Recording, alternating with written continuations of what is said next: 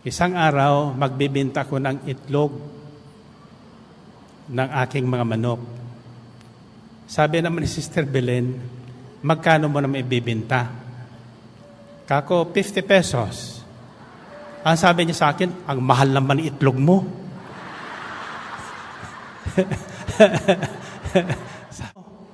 Ay sabi ko, siyempre, alagang-alaga mo yan eh. Bakit tumatawa? Yung manok. Alagang-alaga niya yung manok, kung nakikita nyo. Kaya mahal ang itlog noon eh. O, tingnan nyo yan. Paano tayo magiging santo niyan? Yan na niya si Brother Mike, bine-brainwash ang mga tao sa El Shaddai. Totoo hindi? Totoo. Totoo. Bakit? Ang dudumi ng isipan natin eh. Kaya kailangan i-brainwash yan. At ang palinis dyan ay hindi joy.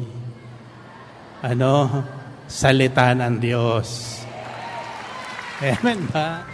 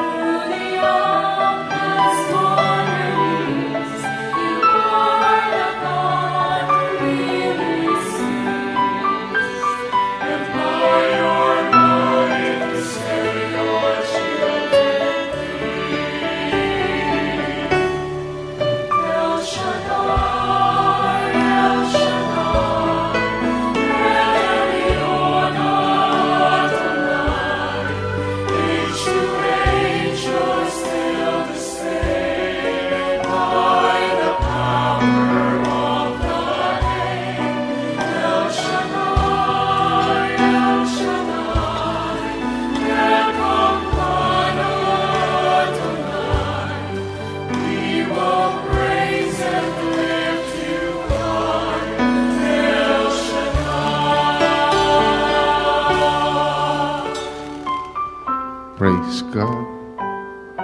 Blessed be the name of the Lord, and blessed be the name of Jesus. Hallelujah, hallelujah. Glory to God, glory to Christ Jesus. Hallelujah, hallelujah.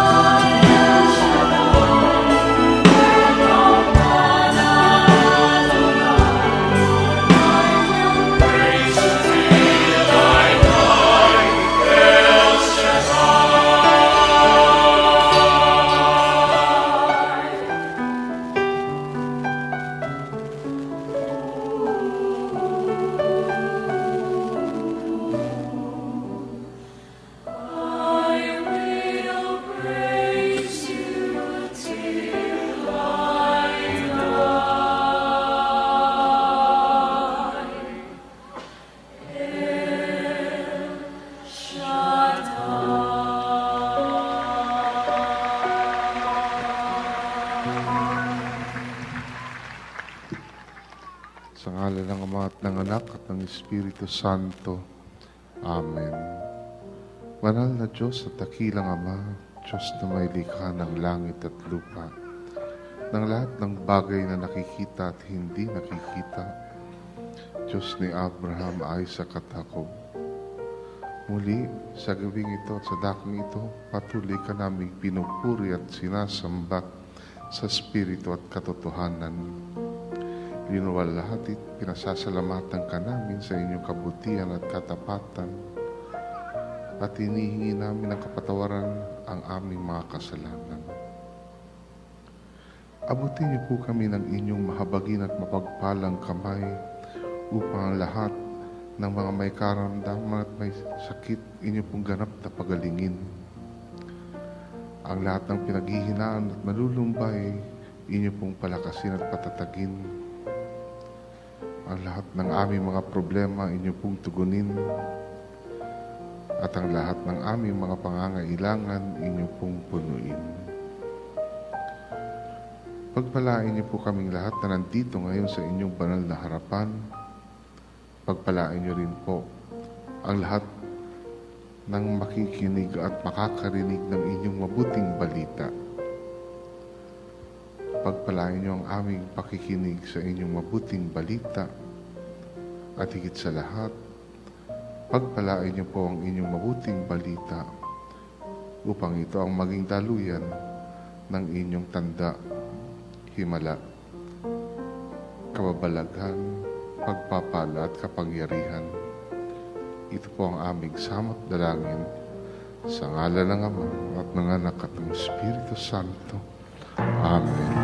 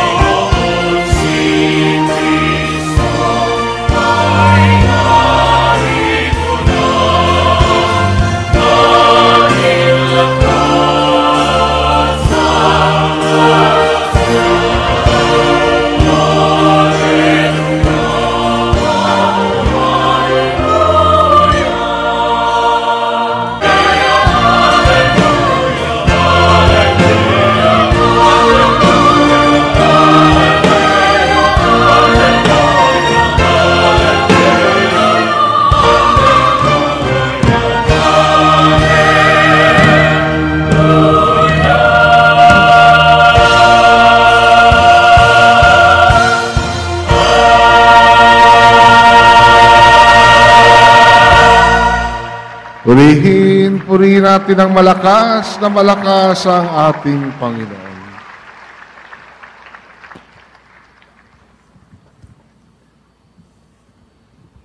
Brothers and sisters, tonight's healing message is taken from the Gospel of our Lord Jesus Christ according to Matthew chapter 11, verses 25 to 30.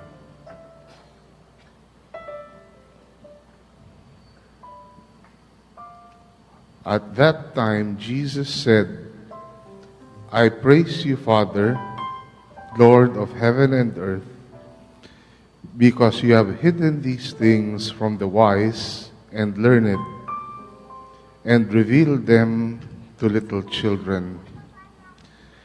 Yes, Father, for this was your good pleasure. All things have been committed to me by my Father. No one knows the Son except the Father, and no one knows the Father except the Son, and those to whom the Son chooses to reveal Him. Come to me, all you who are weary and burdened, and I will give you rest. Take my yoke upon you and learn from me, for I am gentle and humble in heart, and you will find rest for your souls. For my yoke is easy and my burden is light. Glory to God. Glory to Christ Jesus. Nang panahong iyo'y sinabi ni Jesus, pinasasalamatan kita, Ama, Panginoon ng langit at lupa, sapagkat inilihim mo ang mga bagay na ito sa marurunong at matatalino at inihayag sa mga kaloobang tulad ng sa bata. Oo, Ama, sapagkat gayon ang ikinalulugod mo. Ibinigay sa akin ng aking Ama ang lahat ng bagay. Walang nakakakilala sa anak, kundi ang Ama. At walang nakakikilala sa Ama, kundi ang anak, at yaong marapating pagpahayagan ng anak. Lumapit kayo sa akin, kayong lahat na napapagal at nabibigatan sa inyong pasanin, at kayo'y pagpapahingahin ko. Pasanin ninyo ang aking pamatok at mag-aral kayo sa akin. Ako'y maamo at mababang loob. At makasusumpong kayo ng kapahingahan para sa inyong kaluluwa, sapagkat maginhawang dalhin ang aking pamatok at magaan ang pasaning ibibigay ko sa inyo. Brothers and sisters, ito po ang mabuting balita ng ating kaligtasan.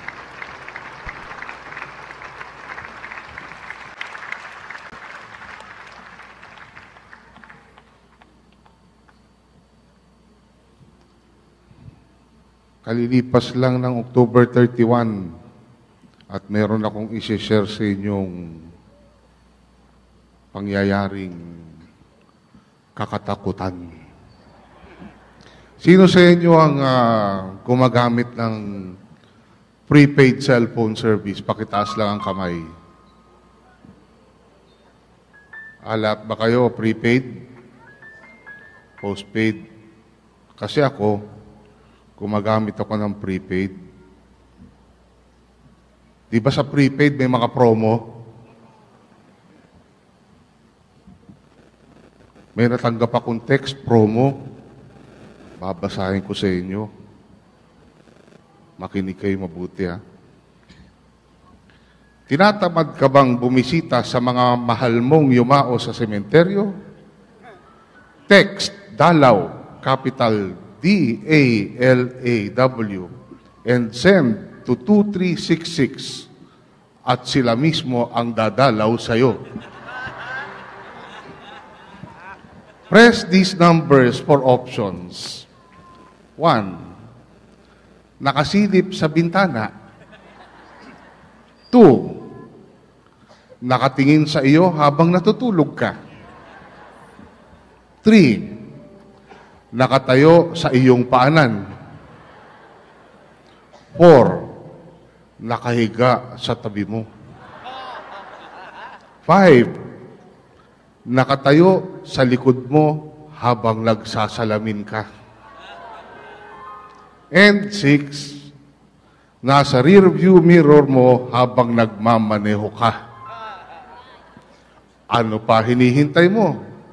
Text na. Purihin natin ang Diyos. Purihin natin ang ating Panginoon.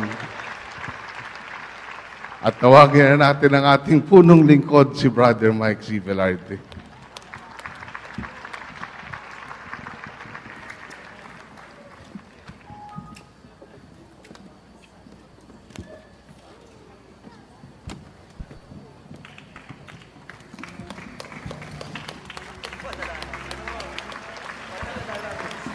Kumusta na mga santo?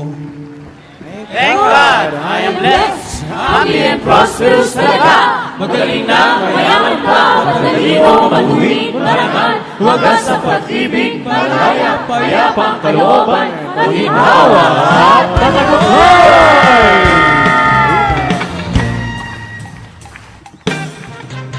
Thank God, I am blessed, happy and prosperous talaga.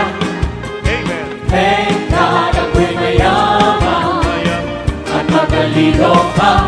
Thank God. Thank God, ako'y marangal at matuwid na. Thank God, happy, pag-ibig ko'y wagas na. Kamusta ka na? Thank God, I am blessed, happy and prosperous talaga. Thank God, ako'y mayaman at matalino pa. Thank God.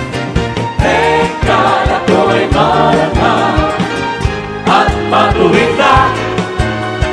Thank God, happy, pag-ibig ko'y wagas Bata, na. matanda. At matanda, lahi may magkaiba. Pag narinig banal na salita, sasabihin ko ibang-iba kaysa iba. Happy and prosperous talaga. Kamusta ka na? Thank God, I am blessed, I am blessed. happy and prosperous talaga. Thank God, ako'y mayaman at matalino pa. Thank God. Thank God, ako'y marangal at matuwid na. Thank God, happy, pag-ibig ko'y wagas Pagkay na. El Shaddai. Pagkay El Shaddai sa kanya nagbigay. Anong mangyayari? Sino ba ang buhay? Si El Shaddai, sino ba ang tunay? Champion! Happy and prosperous talaga. Kamusta ka na? Thank God, I am blessed, happy and prosperous talaga. Thank God, ako'y mayaman at matalino pa. Thank God. Ako'y marangal at matuwid na. Thank God, happy, pag-ibig Minsan ko'y pa wagas na. pagkay El Shaddai. Pagkay El Shaddai sa kanya nagbigay. Anong mangyayari? Sino ang akong buhay? Si El Shaddai, sino ba ang tunay? Champion! Happy and prosperous talaga. Happy and prosperous talaga. Happy and prosperous talaga. Thank God, I am blessed. Happy and prosperous talaga. Magaling na, mayaman pa, matalino, matuwid, marangal, wagas sa pag-ibig, malaya, payapang kalooban, maginhawa at matagumpay. Purihin ang Panginoon. Find your partner. Find your partner. Unang sasabihin mo sa partner mo, lumapit ka na. Ulit nyo nga. 1 plus 1. Pangalawa, sabihin mo, kanino? 1 plus 1. 3 plus 3. O, kanino kayo lalapit? Ah? Okay. 1 plus 1. 3 plus 3. 7 plus 7.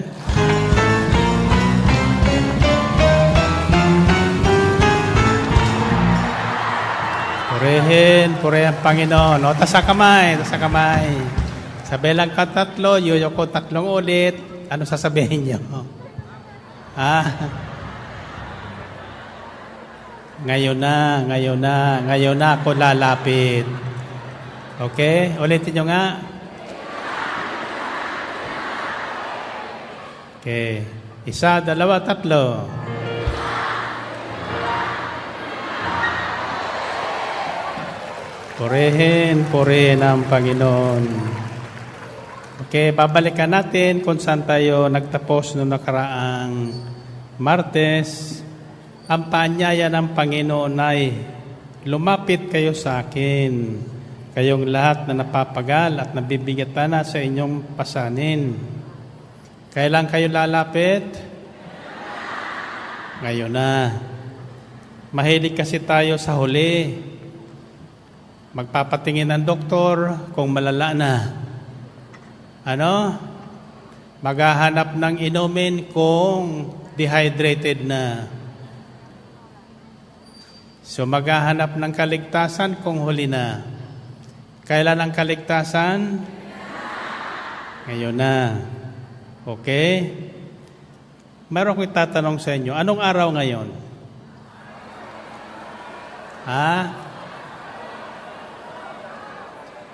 Todos? Ano sa Tagalog yan? Araw ng mga santo. Araw ng mga banal. Okay. Kanina nakinig kayo sa homilya ni Father Auriada. Nakinig po ako.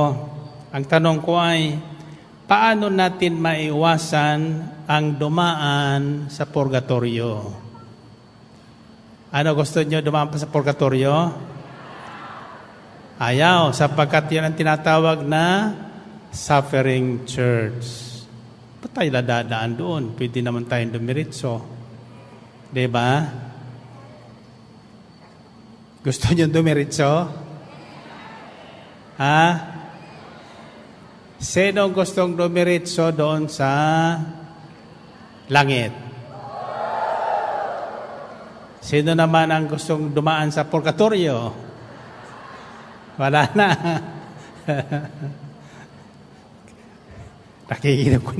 Nakikinig ko kaninang maigi doon sa homilya ni Father Auriada.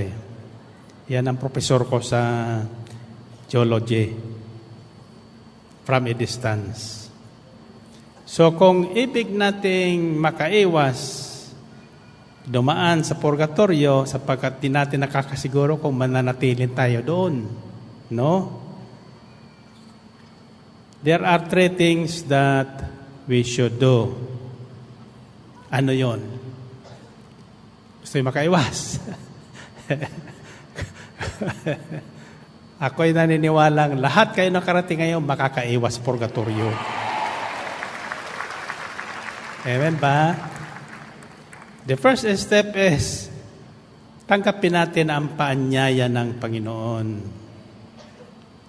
Come to Jesus. For there is no other way but Him. Walang ibang daan, diretso, hindi na ito dadaan ng purgatorio, kundi si Kristo Jesus nating Panginoon. Amen ba? Huwag ka nang dumaan kay Brother Mike. Dumiretso na kay Jesus. Pangalawa, anong gagawin mo sa Kanya? Maraming taong kilala si Kristo, pero hiwalay kay Kristo. So the second thing we must do is to receive Him by faith into our hearts. Tanggapin natin siya ayon sa ating pananalig, sa ating mga puso, bilang Panginoon at tagapagligtas. Amen ba? Sapagkat sa pamagitan noon, magkakaroon tayo ng bagong buhay. Amen ba? Buhay na hindi na dadaan sa purgatorio. Ang tingin niyo yan, para kayo galing sa purgatorio niyan. Kaya ko natatawa dito eh. Then, pangatlo, ano? Ano daw ang gagawin natin? Sabi niya, "And learn from me, for I am gentle and humble in heart, and you will find rest for your souls." Ano sa Tagalog ang learn? Mag-aral? Sa English ang mag-aral ano? Study. Magkaiba po yung learn kasi study. Iba yung nag-i-study, iba yung natuto. Ibig sabihin, matuto kayo sa akin. Iba yung puro tayo aral ng aral, wala naman tayong natututuhan. Amen ba? So, para tayo ay makaiwas sa purgatorio, wag lang tayo basta mag-aaral. Matuto tayo sa Kanya. Amen ba? Next question is, ano ang dapat natin matutuhan sa Kanya? What must we learn from Him, from Jesus, in order for us to become members of the triumphant church? Yung mga naroroon na. Triumphant church is found in Hebrews 12:25. The joyful assembly of angels and the spirits of men made perfect. Naroon na. So, ngayong gabi, babahay ko sa inyo ang ilang bagay na dapat nating matutuhan sa Panginoon. Gusto nyo? Ang tawag doon ay virtues. Sabihin nyo nga, ano yung virtues sa Tagalog? Bertud. Ano yung virtues nga para sa Tagalog? Virtue. Katangian. Katangian. Come to Jesus and learn from Him the following virtues that makes sinners into saints. We are all sinners. No one is righteous. Walang taong matuwid. Iisa lang ang matuwid, ang Diyos. At ito'y walang iba, ang ating Panginoong Hesukristo. Now, there are certain virtues of saints. Kanina, nanonood ko sa monitor yung pinahulaan niya yung mga patron ng mga, ano yung unang sinabi niya sa mga musikero. Nagsisigawan kami doon sa monitor. Sabi ko, Santa Cecilia. Walang kibo yung makatabihin ko doon. Tapos sinabi ni Father Auriada, Santa Cecilia. Tama niya si Brother Mike. Hallelujah. Pagdating doon sa kusinira, sino? Si Santa Marta siyempre. Busy lagi sa kusina. Ano pa yung isa? Ano si Santa Ana? Nanay ng? Well, anyway, tingnan natin muna ang ating Panginoon. Let's learn from Him, from Jesus, the following virtues for us to become saints. First is the virtue of humility and gentleness. Ang pagiging maamo at mababa ang loob. Sino sa inyo ang maamo?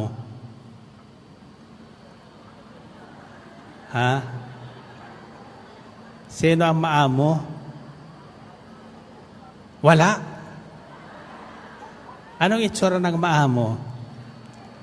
Tingnan mo nga ang katabi mo. Maamo ba mukhang yan? Paano nalaman naman yan? How did Jesus Christ, our Lord and Savior, practice humility and gentleness in heart? Paano niya na isabuhay ang pagiging mababa ang loob at pagiging maamo? Paano?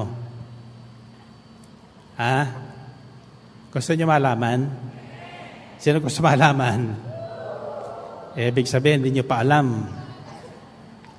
It's found in Philippians chapter 2, verses 3 to 8. It says, "Do nothing out of selfish ambition or vain conceit. Rather, in humility, consider others better than yourselves, not looking to your own interest, but each of you to the interest of others. In your relationship with one another, have the same mindset as Christ Jesus, who being in very nature God, did not consider equality with God something to be grasped to his own advantage. Rather, he made himself nothing by taking the very nature of a servant, being made in human likeness, and being found in appearance as a man, he humbled himself by becoming obedient unto death, even death on the cross." So, ang Panginoon, bagamat Diyos, alam niyang siya ay Diyos, ay hindi po kumilos at hindi hinari o hindi umarte bilang isang Diyos. Ang ginawa niya, itinabi niya yung kanyang pagka-Diyos, nagkatawang tao, namuhay na tulad natin. Tunay na tao. At hindi pa yun, nagpakababa pa siya sa tao. Naging alipin ng tao. Nasundan niyo ba yun? Now, if we want to experience or practice humility and gentleness, the first thing that we should do is itabi natin yung ating mga natutuhan sa buhay. Kasi sometimes, hindi na tayo makahalo sa karamihan sapagkat nahiya tayo, tapos tayo ng abogasiya, tapos tayo ng pagka-doktor, ang dami natin alam, mayroon tayong 10 kotse, yung iba naglalakad lang, so hindi natin ma-experience yung kasiyahan ng paglalakad lang na nakapaa. Amen ba?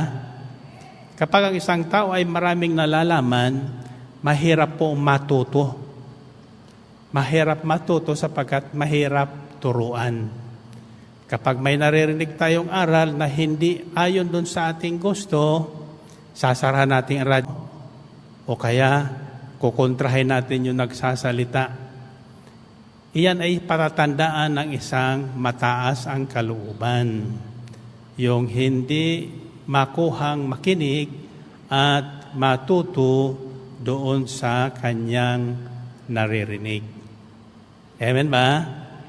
Jesus did not say, "Come to me and study." He said, "Come to me and learn from me." Matuto kayo sa akin. Paano tayo matututo sa Kanya? First step is, itabi natin yung ating pangsariling katangian. No? Let us come to Jesus as if hubad tayo. Wala tayong kadamit-damit na inaangkin. After all, nang likhain ng Diyos ang tao, talagang hubad. Hubad. Kayo ba'y maniniwalang isang araw ang ating dress code dito sa loob ng House of Prayer? Hubad? Ano? Sinong sasama doon? O, sabi ko na nga ba eh. Walang sasama doon eh. Bakit? Anong tinatago niyo? Ba't ka na mahiya? No?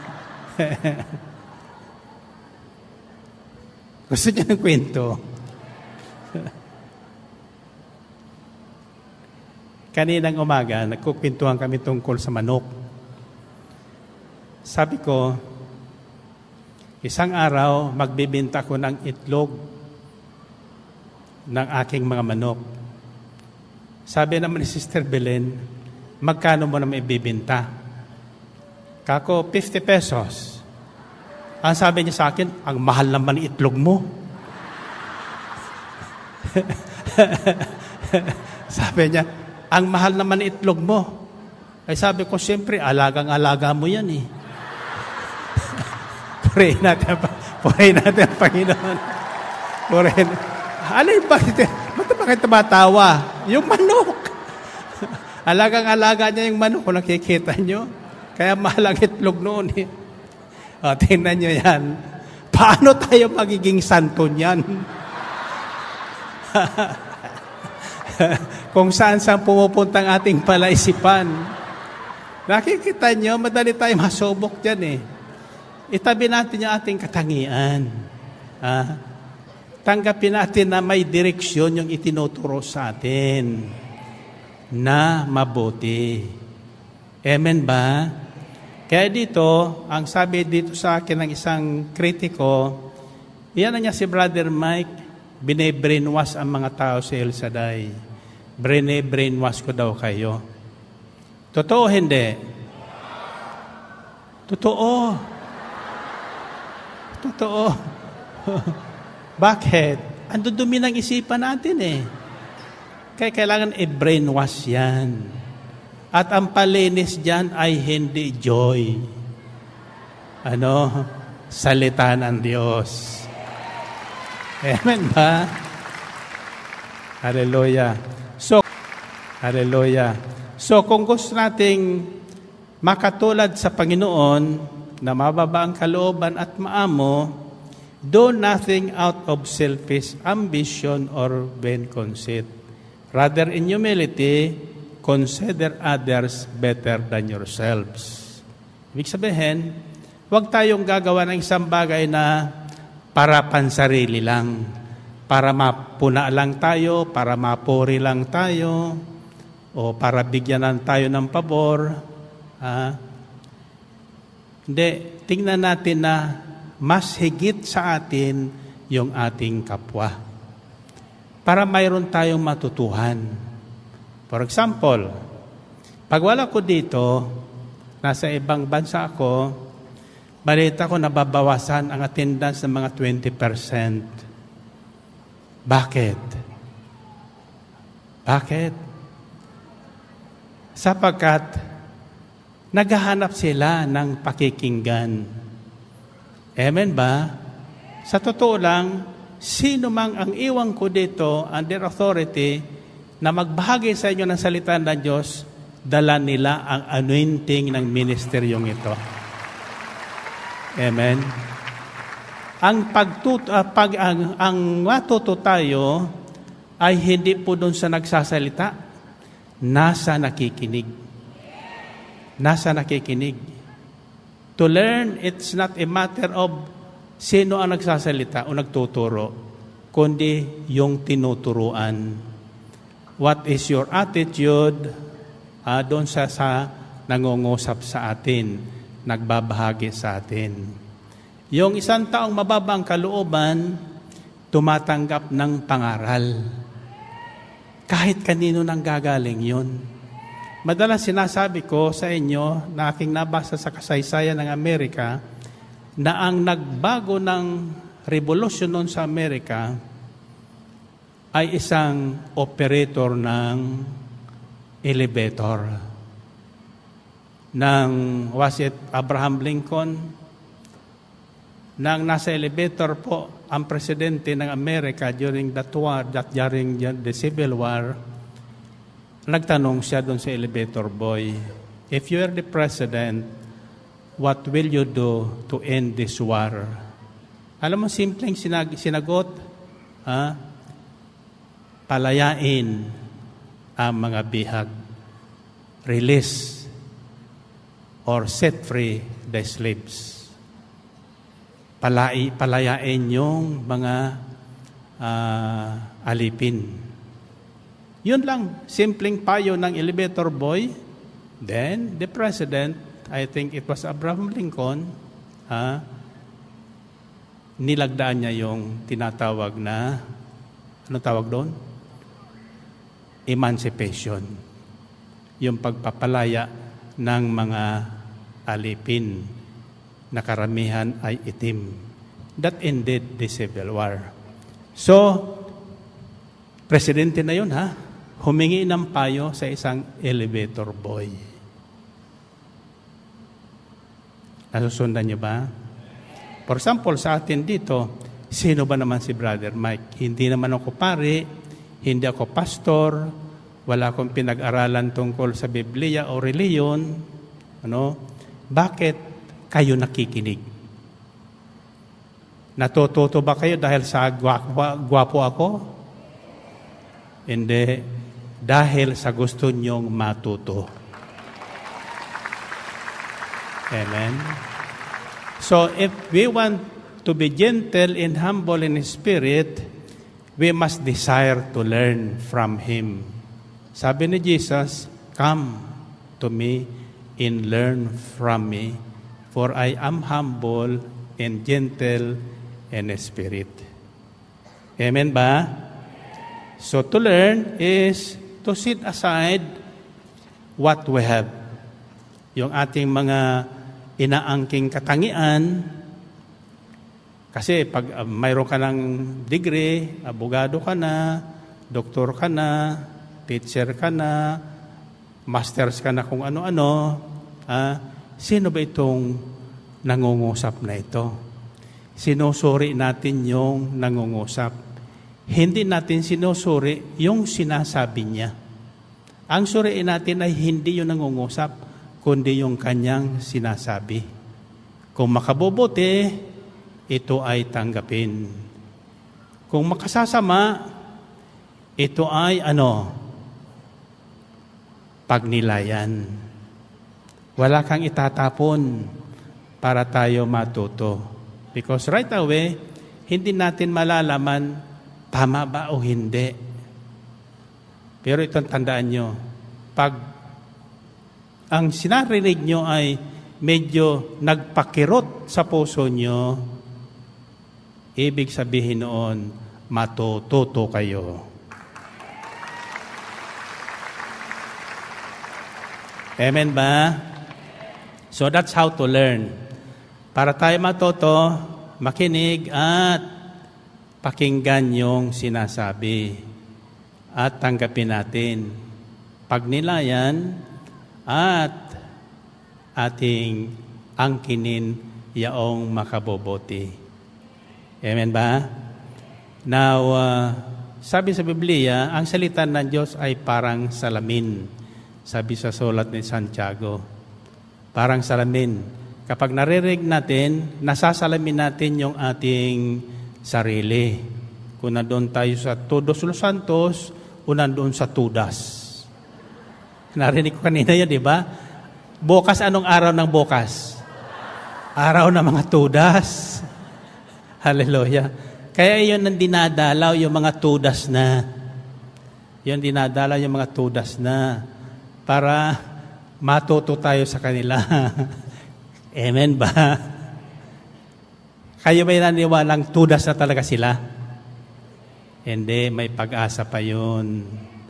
May pag-asa pa sapagkat ang Diyos natin hanggang sa huling sandali, hanggang sa kanyang muling pagbabalik, in a split second, bibigyan tayo ng pagkakataon. So the first virtue that we should learn from Jesus is His humility and gentleness. Paano ba yung pakita yung gentle? Noong unang panahon, ang mga lalaki very gentle. No? Pag nakasakay na po yan, at mayroon sumakay na babae, ibibigay yung kanyang upuan. Lalo na kung matanda na. Diba? Tatayo yon at iaalok yung kanyang upuan. Ngayon, hindi na. bahala ka dyan sa buhay mo. Basta nakaupo na ako dito, ano ka? Amen ba? Ito po, bato-bato sa langit. Ang tatama na magkagalit. Kapag araw ng Biyernes, yung ating mga katulong ditong mga preachers, disciple preachers, at sa yung ating mga graduates dito sa College of Divine Wisdom, karamihan sa kanila babae, kasama ko sa jogging. Kasama ko rin sa almusal. Pagkatapos naming jogging. Ang napupuna ko, kasi hindi kami magkasya doon sa lamisa, no? Napupuna ko madalas. Yung mga lalaki, nakaupo. Yung mga babae, nakatayo. Kumakain silang nakatayo. So, nung isang araw, isang Biyernes, pinuna ako na, sabi ko, teka muna. May napupuna ako sa inyo. Wala na ba ngayon yung virtue ng, anong tawag noon? May another word for gentleness. May tawag dyan eh. Kaugalian na pinakikita. Magandang kaugalian na pinakikita noong unang panahon, lalo na kapag matanda, no? Ialok mo yung upuan mo doon sa kanila. Babae. Tinanong ko yung aking mga disciple na lahat may asawa. Sabi ko sa kanila, mga brother, sino sa inyo ang hindi takot sa asawa? Hallelujah. Nagtinginan sila lahat. Ang sabi nila, ikaw brother Mike, number akong takot sa asawa. Bakit? Kasi ang utos ng Panginoon ganito, ikaw babae, pasakop sa lalaki. Ikaw naman lalaki, mahalin mo si babae. Hindi na ngayon yan. Ikaw lalaki, pasakop sa babae. At ikaw naman babae, mahalin sa lalaki. Saan ka doon? Kung ako, doon ako sa mamahalin. Magpapasakop na ako, basta mahal ako. Amen ba? Purihin natin ang Panginoon. Purihin ng Diyos. So, the first virtue to sainthood is gentleness and humility. Sabi sa Biblia, ang mataas ang kalooban, ibabagsak ng Panginoon. Subalit ang mababa ang kalooban, itataas ng Panginoon. Nasundan niyo ba? The second virtue is, hulaan niyo? Mayroon kayo yan dito sa El Shaddai. Karamihan sa inyo, mayroon yung virtue ito. At ako po'y natutuwa dito. Ano yun? Pag sinabi kong sigaw, pag sinabi kong talo ng pito,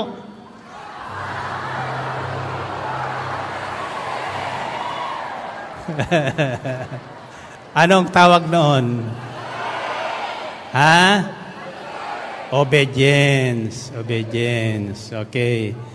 The second virtue of saints is, and more particular Jesus, is obedience to the will of God unconditionally. Obedience without condition. No? Pagsunod na walang kondisyon. Sumusunod ka sapagkat gusto mong sumunod. Sapagkat mahal mo yung nagpapasunod. Amen. Sapagkat kung hindi mo mahal, ay nako, mahirapan kang sumunod. Amen ba? So, Matthew 26:42 says, He went away a second time and prayed. Si Jesus ito. My Father, if it is not possible for this cup to be taken away unless I drink it, may your will be done. Noong naghihirap na ang Panginoong Kristo, Bago siya hinuli, alam niyang uhulihin na siya, pahirapan, ipapako sa cross, papatayin, no? Hirap din siya. So nanalangin siya, nakiusap siya sa Ama. Ama, pwede ba, wag na nating ituloy ito? Alam niya, nga hirap eh. Ang paghihirap na ito, pwede ho ba, wag na nating ituloy. Since wala siyang narinig na sagot, sabi niya, hindi po ang kalooban ko masusunod, kundi ang sayo. Then second time, nagdasal naman ulit siya. Kung talagang hindi pwede po, sabi niya, mangyari ang ayon sa kalooban niyo. Amen ba? In Philippians 2 verse 8, it says, "And being found in appearance as a man, he humbled himself by becoming obedient to death, even death on the cross." So kung may natutuhan tayo sa Kanya, the next virtue na tiyak na mating masasabuhay at maangkin, mapapractice, is the virtue of obedience. Obedience. Diyan bumagsak ang unang tao na nilikha ng Diyos. Pagsunod. Gaano ba kahalaga sa Diyos ang pagsunod? In 1 Samuel chapter 15 verses 22 to 23, but Samuel replied to Saul, "Does the Lord delight in burnt offerings and sacrifices as much as in obeying the Lord? To obey is better than sacrifice, and to heed is better than the fat of rams. For rebellion is like the sin of divination or witchcraft, and arrogance like the evil of idolatry. Because you have rejected the word of the Lord, He has rejected you as king." Si Haring Saul ito, inutusan ng Panginoon na lusubin yung Amalek at patayin ang lahat na tao roon mula sa hari, bata, matanda, pati mga tupa, mga hayop, lahat na may buhay sa kahariang yon ay pinapapatay ng Panginoon kay Haring Saul. Nilosob naman ni Saul, pero alam mo ginawa niya, hindi pinatay lahat, binihag ang hari bilang kanyang tropeyo. At pagkatapos, yung mga sundalo naman niya, dinala yung mga matatabang tupa. So nagalit ang Diyos. At inutusan si Samuel, sabi niya, puntahan mo ang haring yon. Nakakalungkot naman. Nung hirangin ko siyang hari, siya mismo nagsabi na hindi siya karapat-dapat. Ngayong pinalakas ko na siya at binigyan ng kapangyarihan, sinuwag na niya ako. Sinuway niya ako. So sinabi ni Samuel yon kay Saul. At sabi naman ni Saul, sinunod ko naman siya. Nilusob ko niya. Inubos namin sila. Pero may narinig si Samuel na atungal ng mga tupa. Sabi niya, anong narinig kong atungal ng mga tupang yan? Ang sabi niya, ayan, kinuha namin bilang hain at ihahandog namin kay Yahweh. So ang sabi ni Samuel, akala mo ba nagustuhan ng Diyos ang ginawa mo? Ang pagsunod ay higit na mahalaga ka sa Kanya kaysa mga alay na gagawin nyo sa Kanya. Ang pagsunod at pakikinig. At ang pagsuway naman for rebellion is like the sin of witchcraft, in arrogance like the evil of idolatry. Pagsuway is one way of arrogance. Ano ba yung arrogance? Arrogante. Ayaw pagsabihan, ayaw pagutusan, yung gusto niya. Iyon ang kanyang gagawin. Hindi pwede sa Diyos yun. Amen ba? Kaya dito sa El Shaddai, yan ang ating pinagsisikapan. No? Na kahit tayo tawagin ng mga taong nanonood sa atin ng mga uto-uto, okay lang para hindi na tayo dumaan sa purgatorio. Amen ba? Ano gusto nyo? Paraanin pa sa purgatorio? O purgahin na ngayon? Ngayon na tayo papupurga. Doon sa ating mga ugaling hindi kanais-nais sa Panginoon, no? May sukatan po yan, malalaman nyo kung talagang pumapasa na kayo. Pag may naririnig kayo na dati ay hindi nyo nagugustuhan sapagkat tumutukoy sa inyong pagkatao at hindi na po kayo nagre-react ng negative kundi natatanggap nyo na, that is a sign that may natututuhan kayo sa Panginoon.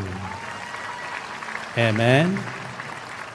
Tatanungin ko kayo, kung kayo ay nag-aral na isang teacher, pagkatapos nyo mag-aral, anong trabaho ang papasukan nyo?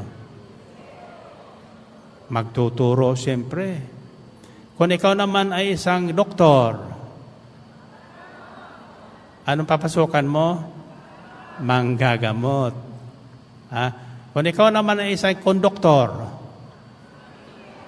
anong gagawin mo? Mag-i-issue ng ticket sa pasahero mo. Amen ba? Anong ibig sabihin noon? The next virtue is, ano?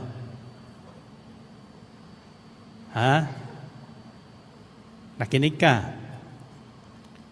Natuto ka. Paano patutunayan na sumusunod ka? Lakasan nyo. Sa buhay, sasagawa. Very good. Purihin natin ang Panginoon. Purihin ng Diyos. Paano mo isasagawa? Ganito po yun. Kung ikaw ay mahilig magmura nung una, natuto ka. Nakinig ka sa sinabi sa iyo ng Diyos. Magmumura ka pa ba? Iyon ang natuto sa pakikinig ng Panginoon. Amen? Ano ang ibig sabihin nun? Gagawa ng masama o mabuti? Mabuti. Mabuti. So the third virtue is doing good all the time, not from time to time. Hindi pwedeng magandang gising ngayon, gagawa ko ng mabuti. Kinabukasan, masama ang gising, masama lang mangyayari. Hindi ba? Sino sa inyo ang gagawa ng mabuti? All the time? Sikaw nyo, all the time. God is good? All the time? Ganyan din tayo dapat. Amen. Magpakabuti na tayo, gumawa ng mabuti. Iyan si Jesus. According to Acts chapter 10, verses 37 to 38, this is what is written. You know what has happened throughout the province of Judea, beginning in Galilee, after the baptism that John preached, how God anointed Jesus of Nazareth with the Holy Spirit and power, in how He went around doing good. He went around doing good. Ano ibig sabihin ng He went around doing good? Sa lahat na pinupuntahan niya, gumagawa siya ng mabuti. Sa lahat na kinikilos niya, puro sa kabutihan ang ginagawa niya. And healing all who were under the power of the devil, because God was with him. Kaya nakakagawa tayo na nakakagawa siya ng mabuti, pinagagaling yung mga taong inaalipin ng mga demonyo at mga karamdaman dahil sumasa kanya ang Diyos. Sumasa kanya ang Diyos. Now, the moment we come to Jesus and receive Him by faith into our hearts, sumasa atin ang Diyos. Sumasa atin ang Diyos. Kung totoong tinanggap natin ang Diyos, hindi tayo mag-aring gumawa ng masama. Lahat ay mabuti ang ating gagawin. Sa kabubuti, hindi ng ating sarili lamang, kundi sa kabubuti ng lahat ng ibang tao. Amen ba? Mahirap pa gumawa ng mabuti? Hindi. Pero nung una, nahirapan tayo. Bakit? Hindi natin kasama ang Diyos. Hindi natin kasama ang Diyos. So, palatandaan na tinanggap mo ang Diyos, si Kristo sa buhay mo, ay nasa ating paggawa. Yung dati hindi natin magawang patawarin, ngayon, pinatutuwad na natin. Ay, pinatatawad na natin. Yung hindi natin nagagawang mahalin, minamahal na natin ngayon. Di ba? Sa bagay, sabi ni Father Aureliada kanina, yung mga utang na hindi natin nabayaran, babayaran daw ng simbahan. Hallelujah. Ibig sabihin noon, sagot tayo ng ating simbahan o Santa Iglesia sa Panginoon. Kung tayo ay nagsisimba, ay ang problema, hindi tayo nagsisimba. Amen ba? So, according to Galatians chapter 6, verses 7 to 10, ito sinasabi kong all the time, not from time to time. Sabi niyo, all the time. God is good, and so with me. Sabi niyo, and so with me. God is good, and so with me. Kung mabuti ang Diyos, ganun din ako. Do not be deceived. God cannot be mocked. A man reaps what he sows. Whoever sows to please their flesh or sinful nature, from the sinful nature will reap destruction. Whoever sows to please the Spirit, from the Spirit will reap eternal life. Let us not therefore become weary in doing good, for at the proper time we will reap a harvest if we do not give up. Therefore, as we have opportunity, let us do good to all people, especially to those who belong to the family of believers. Gagawa tayo ng mabuti sa lahat ng tao. Pero higit sa lahat, yung mga kasamahan natin sa pananampalataya. Amen ba? Gagawan tayo ng mabuti doon sa mga kasamahan natin sa pananampalataya. For every opportunity, bibigyan tayo ng Diyos ng opportunity o pagkakataon na gumawa ng... Ang sabi doon, let us not become weary in doing good. Huwag tayong magsasawa sa paggawa ng mabuti sapagkat pagdating ng takdang panahon, mayroon tayong mabuting aanihin. Amen ba? And finally,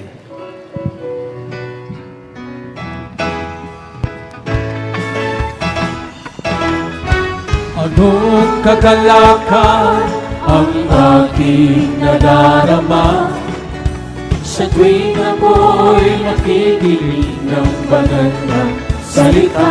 Malaman kong susi, Nalaman ko ang susi ng kanyang mga himala. Sa gabay ang likod niya pinagpala. finally, kung ngayon may bagong buhay. Ako ngayon may bagong buhay. Finally, Ako ngayon ay pinagpala. ako ngayon ay pinagpala. Finally, Ako ngayon ay tagumpay. ako ngayon ay tagumpay. Finally, Sabay-sabay! yes! Finally, Buhay ko ngayon ay siksik-liglig. buhay ko ngayon siksik-liglig na. biyaya. Sabihin mo sa iyong katabi kung may pagsubok Kung may pagsubok Hindi ka, alintana. ay hindi alintana. Pagkat ako'y punong-puno. Ako'y punong-puno ng pag-asa at kalakasan sa pagtahak sa landas ng kabanalan. Buong kalalakan itaas sa mga kapatid. Finally, Kung ayo'y malaya ako na. ngayon'y malaya na. Lubod na ng mayaman na. Ako ngayon'y mayaman na. Sumigaw ang magaling na. Ako ngayon ay magaling na. Finally, Sabay-sabay. finally, Finally. finally. Ako ngayon may bagong buhay. Ako ngayon may bagong buhay. Sumigaw ang mga pinagpala. Ako ngayon ay pinagpala. Lubod na ng mga tagumpay. Ako ngayon ay tagumpay. Finally, Sabay-sabay. finally, Finally. finally, Sabay-sabay. finally, Finally. Sabay-sabay. Finally! Purihin ang Panginoon. Okay, finally, labas ang ating mga prayer request. Prayer request, sabihin nyo.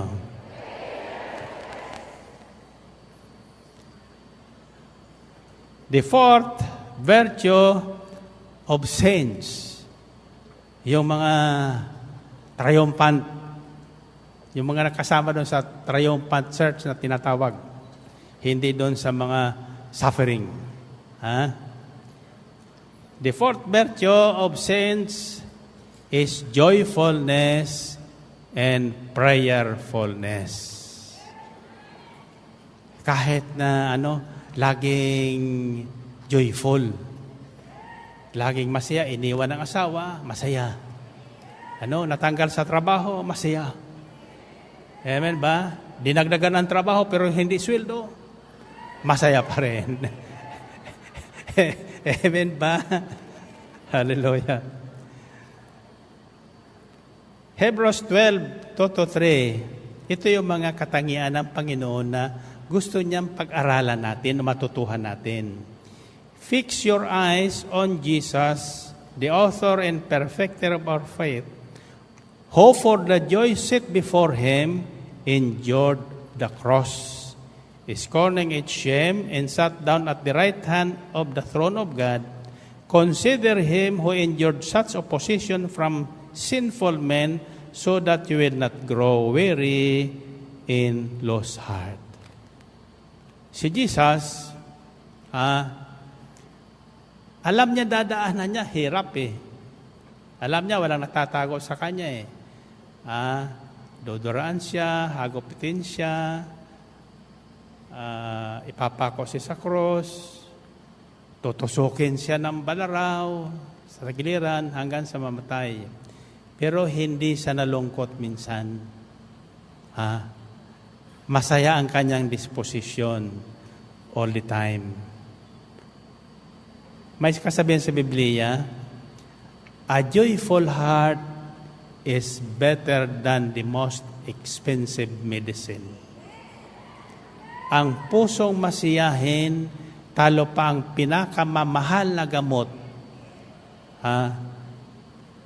na nakapagpapagaling. Nasundan niyo yun? So, anuman mangyari, be joyful always. Be joyful always.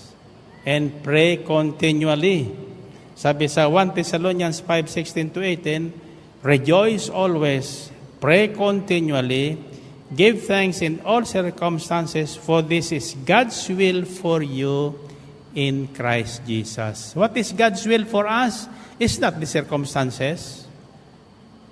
God's will for us is whatever the circumstance, magustuhan natin sa hindi, magpasalamat tayo sa Diyos. Magpuri tayo sa Diyos. Manatili tayong masigla at masaya. Amen ba? Huwag tayong paapekto sa sinasabi ng iba. Nagugutom, ngumiti. Isang linggo na kumakain, lagi nakangiti. Yung pala nakangiwiin na. Amen ba? Tanungin ko kayo, anong gagawin nyo pagdating nyo sa bahay na may multo?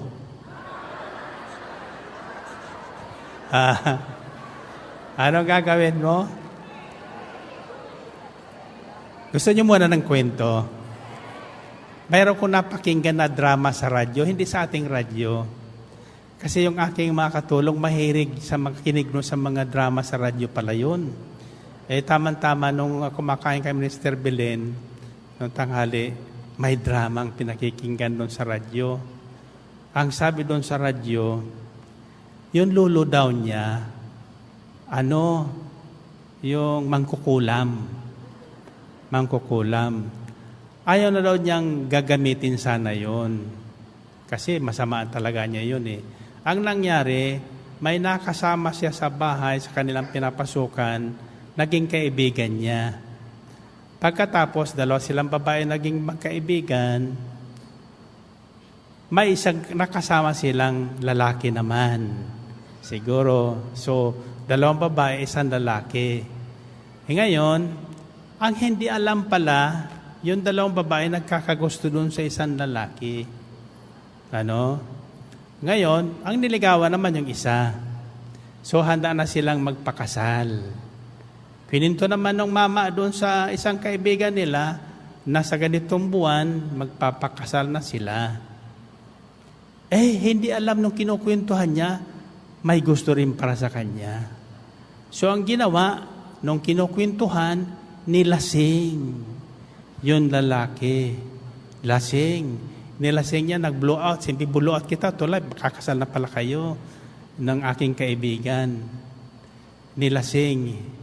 Nung nalasing naman yung babae, yung lalaki, inalalaya nung babae. Sabi niya, sige, tutulungan kita.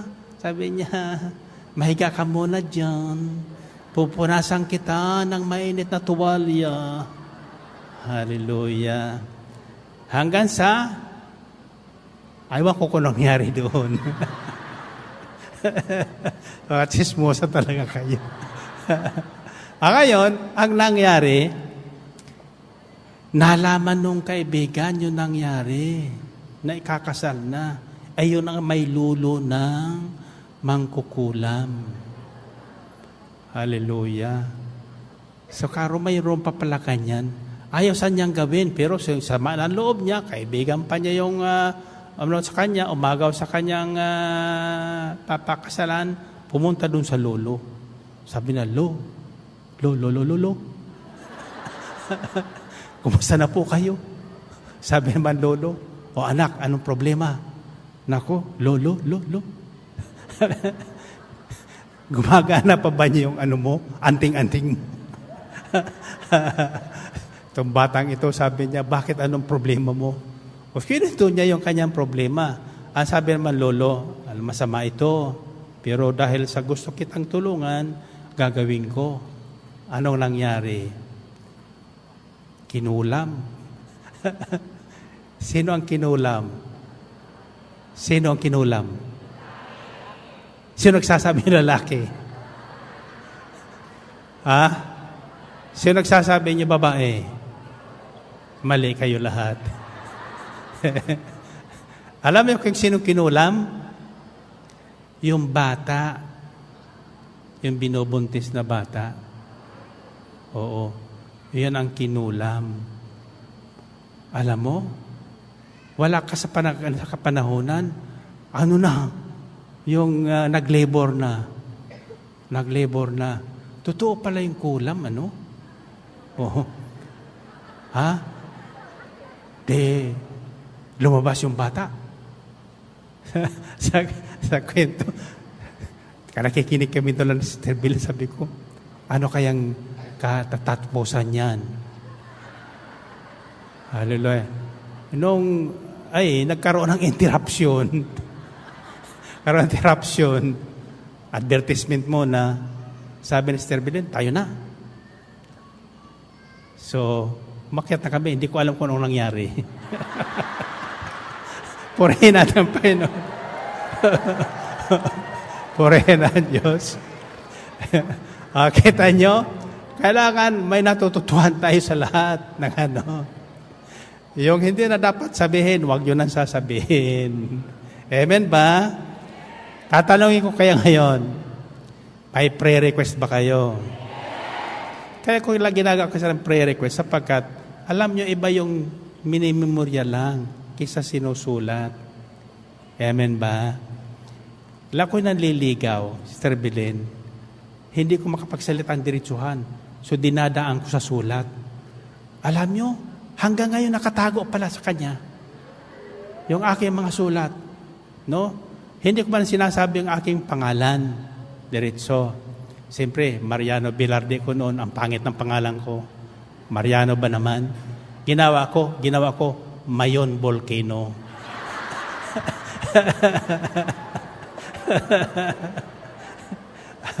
Pero alam na niya kung sino yun. So, prayerfulness. Kailangan tayo laging nananalangin. At saka, laging masaya. Always, be joyful always, sabi ng Biblia. Iyan ang katangian ng mga santo. Ha? Siyempre, dumaan sa mga hirap yun. Mga hirap, no? Pero kahit na mahirap ang dinadaanan, lagi silang joyful. Bakit? Triumphant. Triumphant church. Ha? Nagtatagumpay. Ngayon, nasa anong grupo pa tayo? Nasa militante. Militant church. Yung mga nagdidemo sa US Embassy. Kasama tayo doon sa militant church. In a big church. Aware tayo sa mga nangyayari sa atin. Amen ba? So, kailan kayo pumuntang sementeryo? Ha? Bukas pa ang puntang sementeryo. Amen. Petsa 2 yun. Anong ginagawa niya sa sementeryo? Sino ang pumupunta sa sementeryo? Sino ang patay? Sino ang dinadalaw? Mga patay. Mga tudas. Kaya ngayon, todos los santos. Lahat na nakarating at nakinig ngayon, kasama sa Triumphant Church. Purihin natin. Taas ang ating mga prayer request. Sabihin niyo, Panginoon, salamat po sa aral na aming narinig at natutuhan.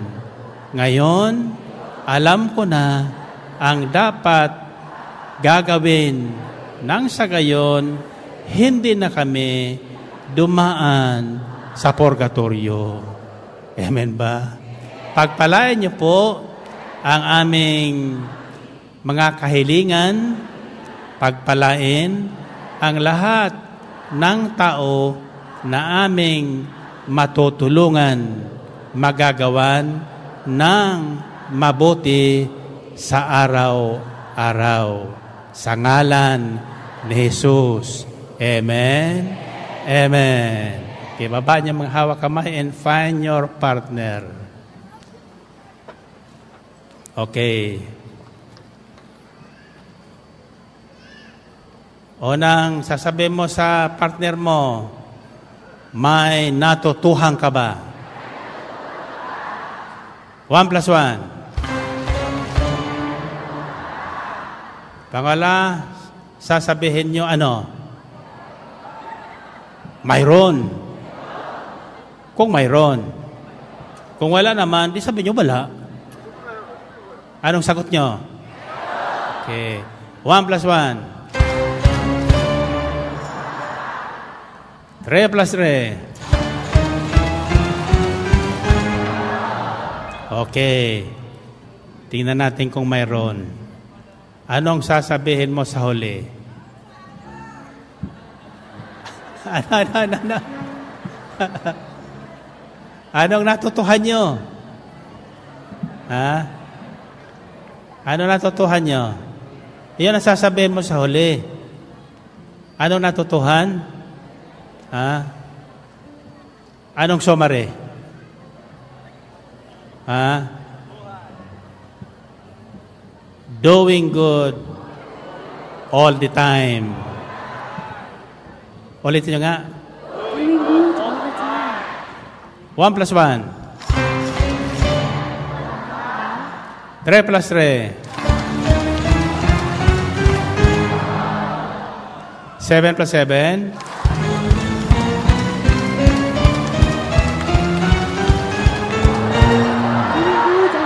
Okay, tasa kamay. Okay. Pagtapong ko sa inyo, ito niyang isisigaw, ha? God is good all the time, so is me. Ulitin nyo nga. Ibig sabihin, ganun din tayo, ha?